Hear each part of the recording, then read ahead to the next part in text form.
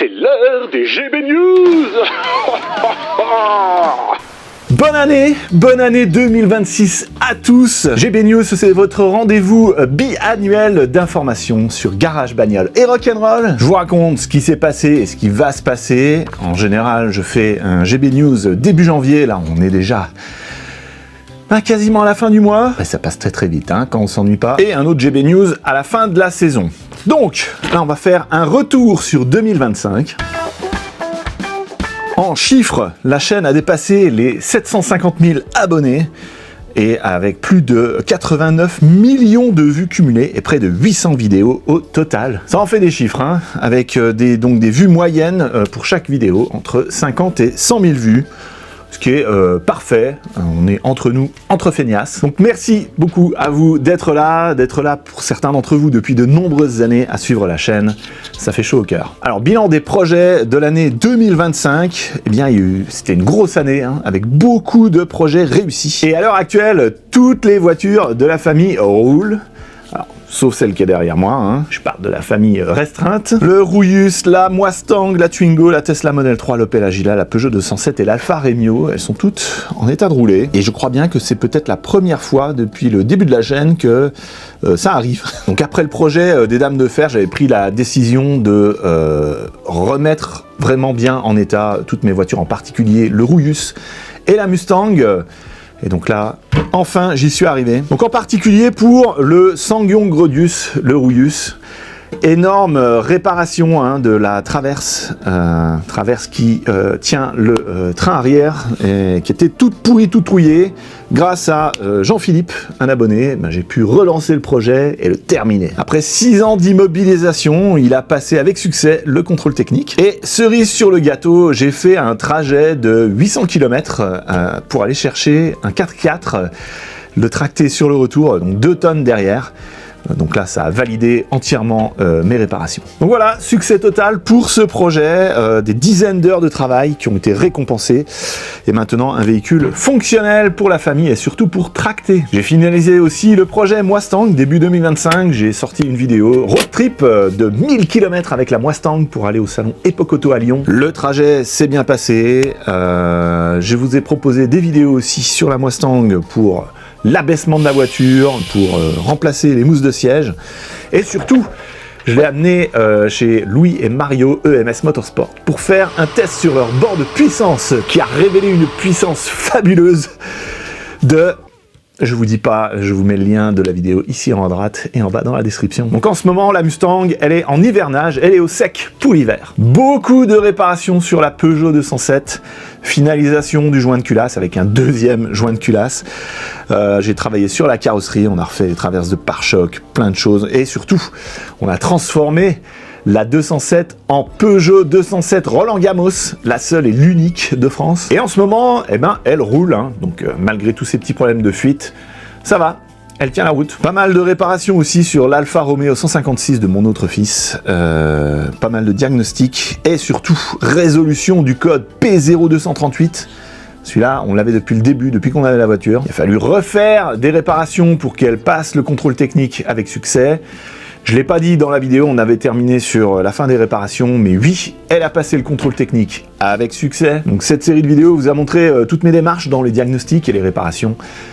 Nouvel outil qui a rejoint la boîte à outils du garage, c'est la tablette OBD2 Mucar. Et résultat, voiture sauvée de la casse, et j'espère que ça vous inspirera pour prolonger la durée de vie de votre propre voiture. Et à la fin de l'année, j'ai sorti une nouvelle chanson, Rock and Roll, United People for Europe. C'est un hommage à l'unité européenne et au courage ukrainien. C'est un projet sur lequel je travaillais depuis des mois. La communauté des feignasses a été très impliquée. Il y a eu beaucoup de gens qui ont voulu participer pour dire une phrase en différentes langues européennes. J'ai demandé à Tai Shinhai de m'aider à la production musicale et puis ça a donné un succès créatif avec un message qui résonne. Et rien n'aurait pu se faire sans l'aide de Victor qui m'a coaché pour parler en ukrainien, pour chanter la chanson en ukrainien, et il a participé aussi à l'enregistrement en parlant en ukrainien et aussi en russe. russe qui est aussi une langue européenne. Et enfin, petit succès au niveau business avec la boutique éphémère, avec les packs d'étiquettes d'entretien. La boutique a été dévalisée en quelques jours. J'avais fait une promo d'1 semaine à la fin pour terminer les ventes et en 2 jours c'était vidé, fini, épuisé. Donc merci beaucoup pour votre soutien. J'espère que ces petites étiquettes d'entretien vous servent, parce que mon but avec ces boutiques éphémères là, c'est pas de vous proposer du merch classique juste à l'image de la marque de la chaîne, mais bien des choses utiles pour vos réparations et entretiens sur vos voitures. D'ailleurs, si vous avez des idées de choses que je peux vendre sur la boutique qui vous serviraient, n'hésitez pas à le mettre en dessous en commentaire. Maintenant, les projets en cours et ce qui vous attend pour l'année 2026. Alors tout d'abord, il y a le Dakar. J'ai été invité par NRF pour découvrir l'événement sur place en Arabie Saoudite. Donc le Dakar, c'est une course qu'on ne présente plus, hein. C'est la course rallye raid la plus difficile au monde. C'est de la mécanique extrême, des camions qui vont à 200 à l'heure. 20 ans maintenant, ils ont été limités, je crois. C'est un peu moins, genre 180. Des motos et des voitures buggy qui tracent leur route dans le désert. Et des voitures anciennes qui participent aussi. Ça s'appelle le Dakar classique. J'ai vécu 3 jours formidables. Il y a une vidéo vlog qui est en cours de préparation, qui arrive dans quelques semaines là. Et j'espère que j'arriverai à vous transmettre la dinguerie que c'est ce Dakar. C'est une course qui m'a toujours fait rêver étant jeune, et c'est incroyable de le vivre en vrai. On se rend compte de la grandiosité de la chose, de la difficulté des pilotes et des mécanos. Ça met vraiment les hommes et les mécaniques à très rude épreuve. C'est vraiment, voilà, sport extrême. Très impressionnant, un spectacle incroyable. Je vous en dis pas plus, la vidéo arrive. Merci NRF pour l'invitation. Ensuite, il y a le projet Ucred qui va continuer. Alors le véhicule est bien ici chez moi, j'ai réussi à l'amener au contrôle technique, qu'il n'a pas réussi, il est en contre-visite. Il y a des défaillances majeures à régler, mais ça m'a permis de l'immatriculer. Donc le projet va continuer dès que j'ai terminé de résoudre ce problème là qui se trouve derrière moi, et je tiens vraiment à remercier le soutien, une fois de plus, de la communauté. Il y avait eu donc 17 propositions de véhicules, il y a eu beaucoup de participation sur la chanson. Il y a même un abonné en Finlande qui a chanté donc en finlandais Suomi. C'était incroyable. Voilà, des gens d'un peu partout en Europe là qui se sont manifestés, c'est vraiment super. Et c'était pas évident ce projet là, parce que 99% de ma communauté est juste francophone en fait, hein. Bref, il y a pas mal de réparations à faire sur ce Freelander, en particulier la marche arrière de la boîte de vitesse automatique qui ne passe plus. J'espère que je vais y arriver. C'est un vrai défi. Autre projet qui continue et qui, j'espère, va se terminer vite, c'est celui qui est derrière moi, un projet qui s'est invité sur la chaîne sans qu'on l'ait demandé. Alfa Romeo Mito, changement du moteur. Donc je pensais pas, mais la première vidéo là-dessus, avec le premier diagnostic que j'ai posé, vous a fortement intéressé, elle a bien marché. Il y a eu plus de 700 commentaires, chacun a proposé son diagnostic. Il s'est révélé que tout le monde avait faux, sauf un. Vous êtes vraiment une communauté de feignasses, hein. On regarde un petit peu ce que les autres ont mis en commentaire. Ah oui, injecteur, chaîne de distribution décalée, et puis on y va aussi. Ah oui, c'est les injecteurs, ou la distribution qui est décalée. Mais bon, j'aurais fait pareil, hein. Je vous adore, mes feignasses. Donc au final, hein, c'était bien un problème d'essence dans le gasoil. C'est le pire scénario qu'on peut faire. Ça tue le moteur, ça tue la pompe haute pression, les injecteurs, la culasse dedans. Enfin, j'espère avoir le temps d'ouvrir le vieux moteur, qu'on regarde ensemble ce qui s'est passé dedans. Peut-être qu'au niveau visuel, il n'y aura rien, mais ça reste intéressant, hein. Je sais pas, est-ce que je démonterai la pompe haute pression aussi ? Je sais pas, on verra. Ensuite, autre projet qui arrive, ça concernera la Mustang. Je vais d'abord résoudre des petits problèmes qui sont encore en cours. Il y a un problème de ralenti, il y a des problèmes électriques, le plafonnier qui marche plus.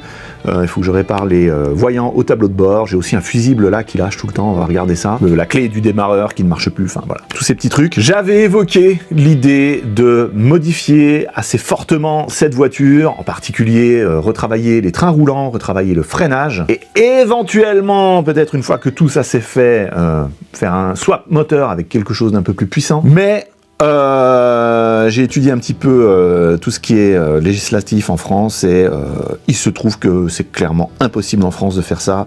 Dans les règles, pour faire des grosses modifications comme ça, il faut avoir l'accord du constructeur, donc même si on a un gros budget pour le projet, c'est juste impossible à obtenir. Donc est-ce que je vais le faire ou pas? Je n'en sais toujours rien à l'heure actuelle.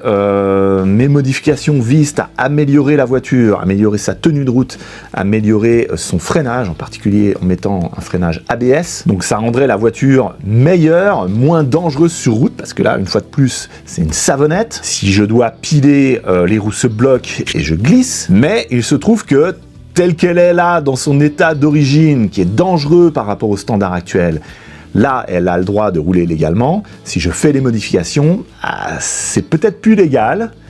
Par contre, je me dis que c'est sûrement légitime. Alors, je vous laisse débattre en commentaire de la différence entre la légalité et la légitimité. Autre option, si je me lance dans les grosses modifications, là, ça devient une voiture de piste qui ne roulera donc plus que sur circuit.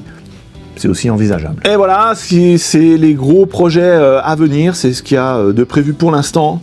Il y aura sûrement des pannes en cours de route qui arrivent, hein. Il y en a toujours qui se déclarent, donc ça fera l'occasion de vous faire des tutos réguliers sur comment réparer. Et puis on continue les lives petit-déj mécanique les samedis, de temps en temps, hein, c'est pas tous les samedis, sur Twitch. Et les vidéos continueront à être sponsorisées avec les sponsors réguliers de la chaîne, Autodoc et Ovoco, que je remercie. Donc voilà ce qui arrive pour votre fin de saison 10, hein, la vidéo du Dakar, le projet 4x4 pour l'Ukraine, plus de tutos et peut-être des modifications sur la Mustang. Alors cette année, je n'ai reçu aucune invitation pour un salon ou un événement, donc a priori pour l'instant, il n'y a aucune rencontre abonnée de prévue.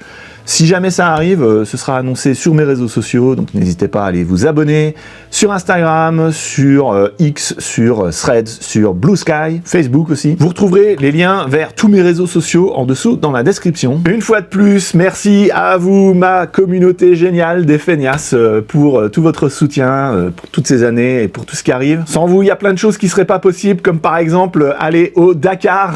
C'était incroyable. Ce qui était encore plus incroyable que le Dakar, c'était mon voyage retour. Ça s'est pas super bien passé. C'était une sacrée histoire et d'ailleurs j'en ai fait un roman que je vous ai mis dans un article de blog. Je vous mets le lien aussi dans la description. Allez le lire, c'est intéressant. Je pense si jamais un jour vous devez voyager, il y a de l'expérience là à partager. En gros, j'ai été un petit peu bloqué dans une zone de transit international dans un aéroport, dans un pays dans lequel je n'avais pas de visa d'entrée. Voilà, mais bon, ça va, je suis revenu, je suis là dans le garage. Allez, on va se quitter là-dessus. En attendant qu'on se revoie, je vous laisse ici la vidéo de mon essai de la légendaire Peugeot 205 T16 Grand Raid. En dessous, un super épisode aléatoire que YouTube a sélectionné pour vous. Moi, c'est François. Je vous dis à la prochaine sur Garage Bagnole et Rock'n'Roll. Le Dakar, j'étais content d'y être allé. Je suis content d'en être revenu aussi.